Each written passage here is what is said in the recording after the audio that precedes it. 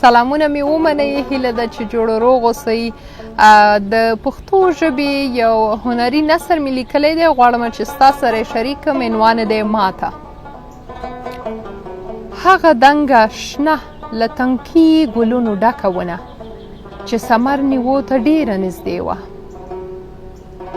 یو چا له بیخه پرې کړه، شاوخوا یې نورې ټولې نیغې جګې ونې سیل کوي.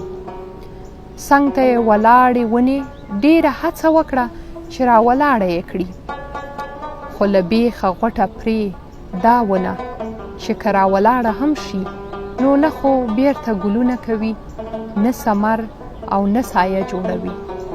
په دې ځنګله کې به تر هغه پرته وي چې یا خو یې چینجي وخوري او یا یې هم څوک ټوک ټوک کړي او اور پرې ولګوي.